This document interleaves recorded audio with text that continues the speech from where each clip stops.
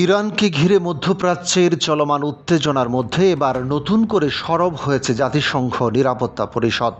Hormuz প্রণালীকে কেন্দ্র করে যুক্তরাষ্ট্র ও বাহরাইন যৌথভাবে একটি নতুন প্রস্তাব উত্থাপনের উদ্যোগ নিলেও শুরু থেকেই এর বিরোধিতা করছে চীন। শুধু আপত্তিই নয়, প্রয়োজনে প্রস্তাবটিতে ভেটো দেওয়ারও স্পষ্ট ইঙ্গিত দিয়েছে বেইজিং। শনিবার আল জাজিরার এক লাইভ প্রতিবেদনে জানানো হয়, হরমুজ প্রণালীতে ইরানের তৎপরতা বন্ধে আন্তর্জাতিক চাপ বাড়াতে ওয়াশিংটন ও মানামা এই খসড়া প্রস্তাব সামনে আনছে। এতে ইরানের বিরুদ্ধে প্রণালীতে হামলা চালানো এবং সমুদ্রপথে মাইন পেতে বাণিজ্যিক ও সামরিক চলাচল ঝুঁকির মুখে ফেলার অভিযোগ তুলে তা অবিলম্বে বন্ধের দাবি জানানো হয়েছে।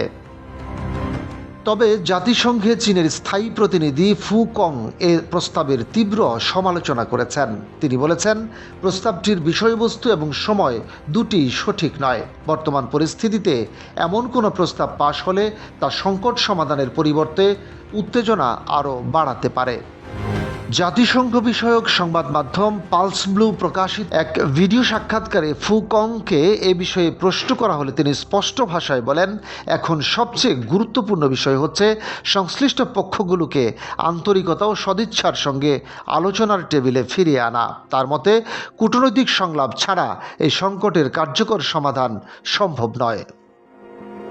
কূটনৈতিক সূত্রগুলো জানিয়েছে, নিরাপত্তা পরিষদে ভোটাভুটি হলে প্রস্তাবটি রাশিয়া ও চীনের ভেটোর মুখে পড়তে পারে। কারণ মস্কো ও বেইজিং দুদেশই মনে করছে যুক্তরাষ্ট্রের উত্থাপিত খসড়া ইরানের বিরুদ্ধে একপেশে অবস্থান নিয়েছে। উল্লেখ্য, গত মাসেও একই ধরনের একটি মার্কিন প্রস্তাব নিরাপত্তা পরিষদে উত্থাপিত হয়েছিল। তখনও চীন ও রাশিয়া যৌথভাবে ভেটো দিয়ে সেটি আটকে দেয়।